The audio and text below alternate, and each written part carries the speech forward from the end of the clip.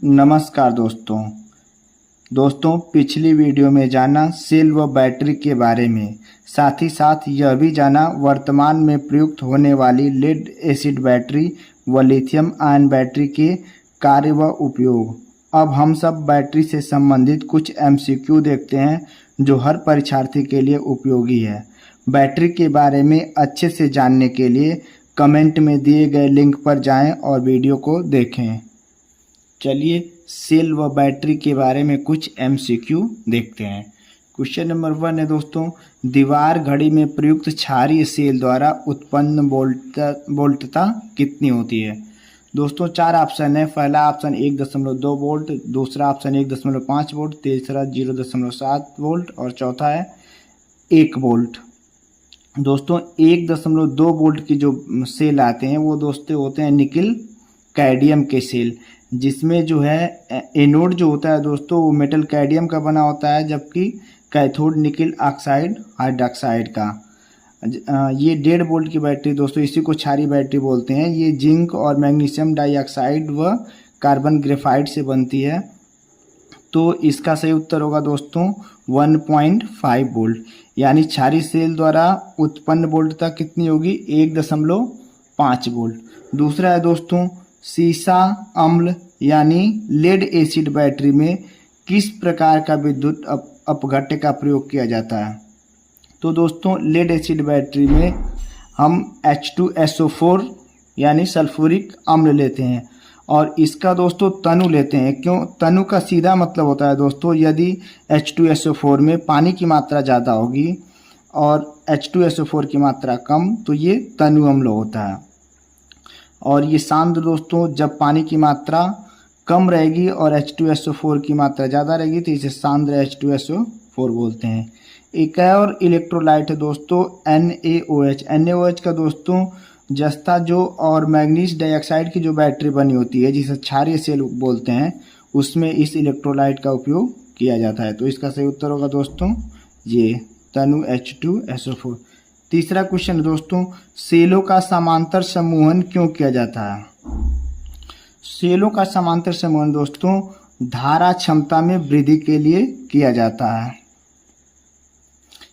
दोस्तों आंतरिक प्रतिरोध में वृद्धि के लिए ऐसा कुछ नहीं है। अगर प्रतिरोध बढ़ेगा तो बैटरी की क्षमता क्या होगी? घट जाएगी।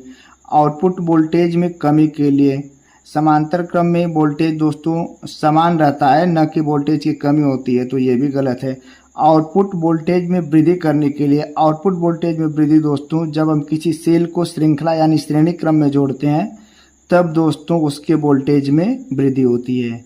जैसे हम लोग सुने हैं जो रेडियो में सेल उपयोग होता था 1.5 वोल्ट और 1.5 वोल्ट यानी 2 से 3 वोल्ट का। चौथा क्वेश्चन है दोस्तों,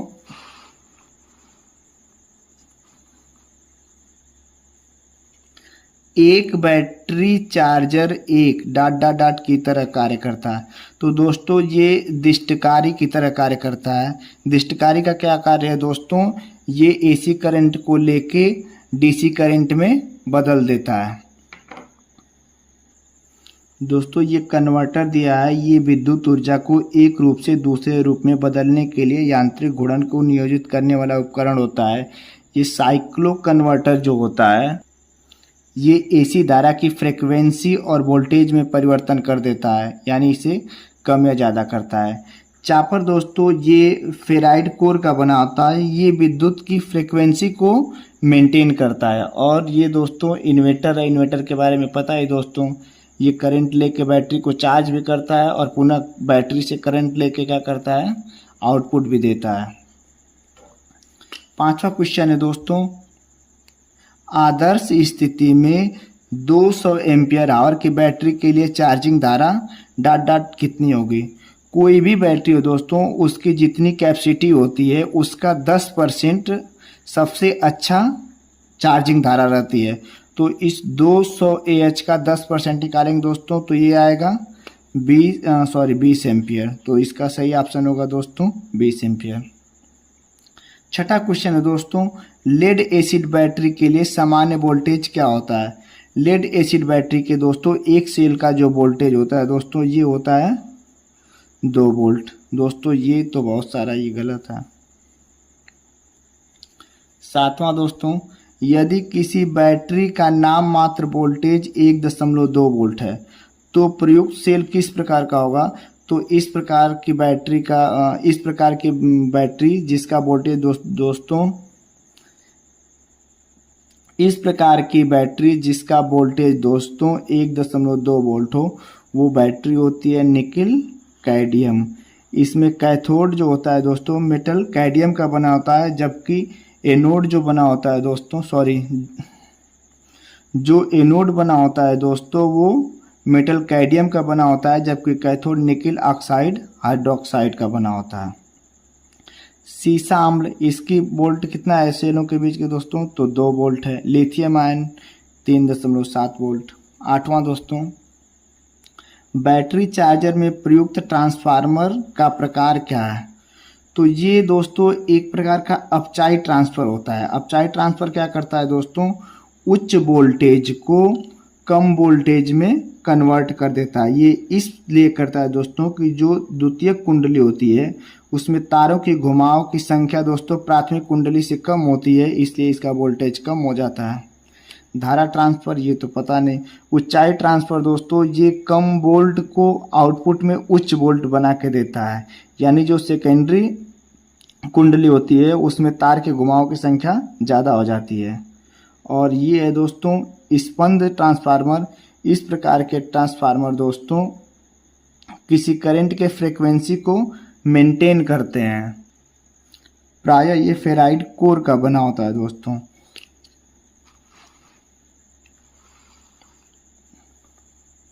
नौवां क्वेश्चन है दोस्तों, एक लैपटॉप के बैटरी पैक के निर्माण के लिए किस प्रकार के सेल का उपयोग किया जाता है? जाहिर सी बात है दोस्तों, लैपटॉप में क्या होता है, सभी सामानों को बहुत ही छोटे छोटे शेप में बनाकर सेट किया जाता है। यानी हमें एक ऐसी बैटरी चाहिए जो दिखने में छोटी हो लेकिन पावर उसका अधिकतम हो। और ये दोस्तों सिर्फ और सिर्फ किस बैटरी से मिलता है? लिथियम आयन से। यानी लैपटॉप में किस प्रकार की बैटरी होती है दोस्तों? लिथियम आयन, क्योंकि इनके एक सेलों का वोल्टेज दोस्तों 3.7 वोल्ट होता है। 10वां दोस्तों, एक बैटरी चार्जर एक डॉट डॉट डॉट की तरह कार्य करता है।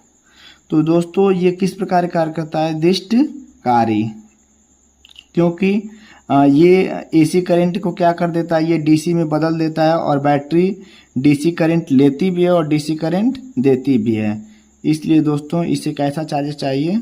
दिष्टकारी। साइक्लो कन्वर्टर क्या होता है दोस्तों? ये एसी धारा की फ्रीक्वेंसी और वोल्टेज में परिवर्तन कर देता है। और ये चापर जो होता है दोस्तों ये फिक्स डीसी करंट को वेरिएबल डीसी में बदल देता है। 11वां है दोस्तों, एक प्रकार की विद्युत बैटरी जिसे चार्ज किया जा सकता है, जिसे एक लोड में डिस्चार्ज किया जा सकता है और फिर कई बार रिचार्ज यानी चार्ज किया जा सकता है, उसे डॉट डॉट डॉट डॉट कहा जाता है। बहुत सिंपल क्वेश्चन दोस्तों। रिचार्जेबल बैटरी, इसी बैटरी को कहते हैं द्वितीयक बैटरी, भी यही होती है। जो रिचार्जेबल बैटरी उसे द्वितीयक बैटरी भी कहते हैं। ये गलत हो जाएगा, यानी ऑप्शन हमारा क्या होगा दोस्तों? ए और बी दोनों।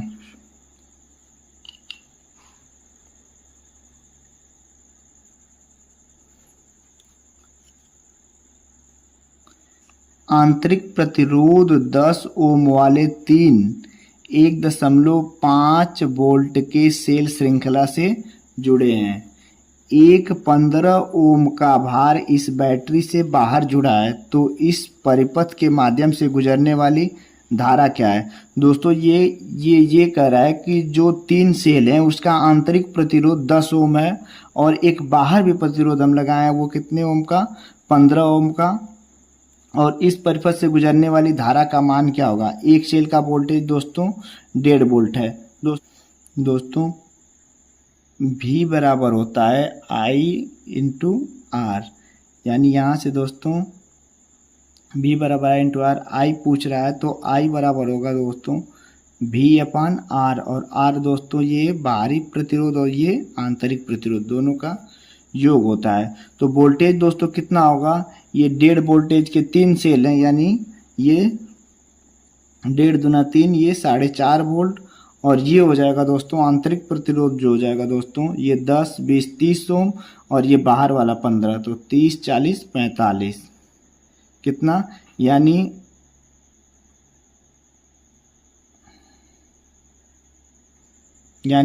एम्पियर जो होगा दोस्तों कितना होगा, आई का मान कितना होगा 0.1 एम्पियर। तो इस हिसाब से ऑप्शन कौन सा सही है दोस्तों, सी वाला। 13वां क्वेश्चन देखते हैं दोस्तों।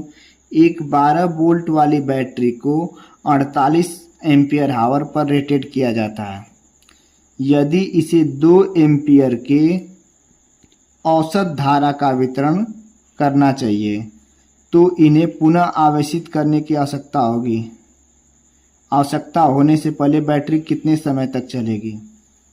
दोस्तों बैटरी है 12 वोल्ट की, इसकी कैपेसिटी कितनी है दोस्तों 48 एम्पियर पर आवर, और इसे कितना एम्पियर पर आवर दे रहे हैं तो 2 एम्पियर पर आवर। तो ये कितने समय तक चलेगी दोस्तों, इसे 2 से भाग दे दीजिए क्योंकि 1 घंटे में 2 एम्पियर ले रही है, तो कितने घंटे हो जाएंगे कुल 24 घंटा, यानी ऑप्शन कौन सही होगा 24 घंटा। सीधा सीधा इसमें दोस्तों इससे भाग दे दीजिए। 14वां सवाल है दोस्तों। एक क्षारीय सेल को 12 घंटे के लिए 4 एम्पियर के स्थिर प्रवाह से डिस्चार्ज किया जाता है, यानी आउटपुट जो है दोस्तों 4 एम्पियर पर आवर और कितने समय के लिए 12 घंटे के लिए डिस्चार्ज किया जाता है।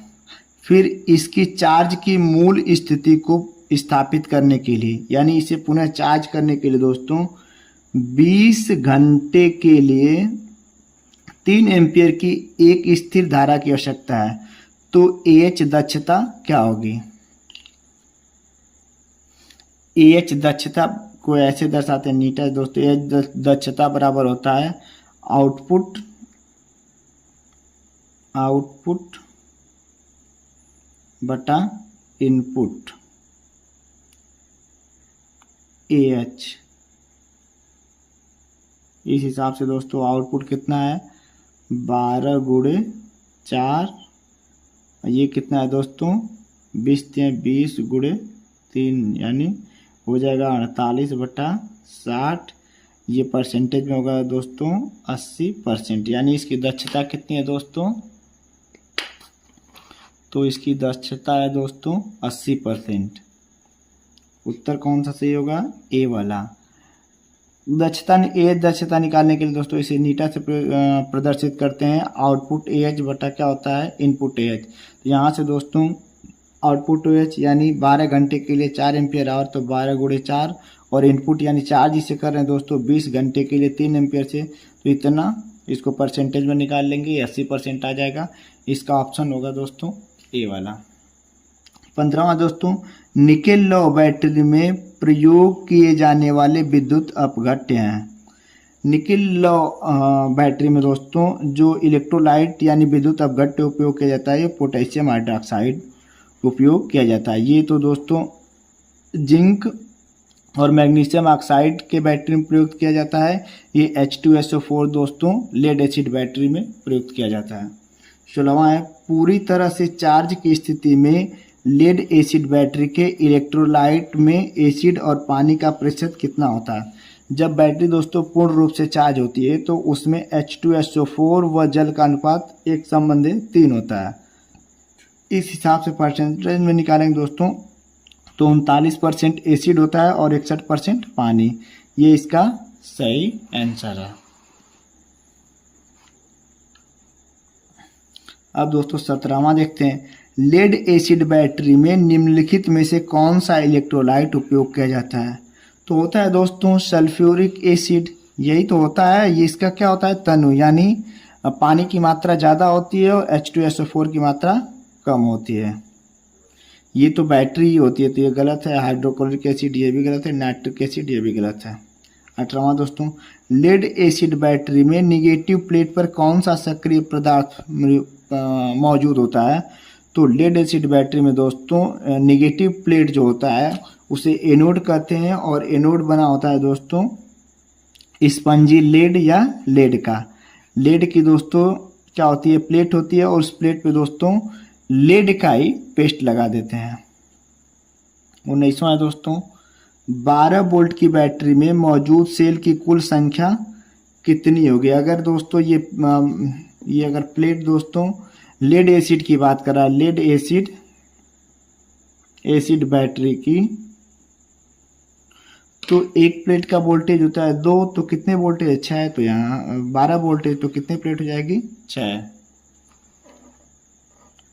20वां दोस्तों, किस प्रकार की ऊर्जा को बैटरी द्वारा बिजली में परिवर्तित किया जाता है। तो रासायनिक ऊर्जा होती है दोस्तों इसी, यानी बैटरी में क्या होता है, केमिकल रिएक्शन होता रहता है और इस केमिकल रिएक्शन से हमको क्या मिलता है, करंट मिलता रहता है। तो इसका सही उत्तर होगा दोस्तों रासायनिक ऊर्जा। वर्तमान में हाई वोल्टेज देने वाली बैटरी है, यानी सबसे ज़्यादा जो एक सेल का वोल्टेज होता है दोस्तों वो किसका, ये चीज़ पूछ रहा है। तो लेड एसिड में दोस्तों 2 वोल्ट होता है, निकिल कैडमियम में 1.7 वोल्ट और जिंक वाले सेल में दोस्तों होता है 1.5 वोल्ट। लेकिन लिथियम आयन बैटरी में दोस्तों ये वोल्टेज होता है 3.7 वोल्ट। ये इसलिए होता है दोस्तों कि इन बैटरियों में केवल इलेक्ट्रॉन का रोल ज़्यादा होता है, लेकिन लिथियम आयन बैटरी में दोस्तों लिथियम के आयन के इलेक्ट्रॉन के साथ साथ लिथियम आयन भी क्या करते हैं, एक प्लेट से दूसरी प्लेट में मूव करते हैं। दोस्तों अगर ये हमारी वीडियो अच्छी लगती है तो इस वीडियो को लाइक करें और अपना प्यार देने के लिए हमारे चैनल को सब्सक्राइब करें। धन्यवाद।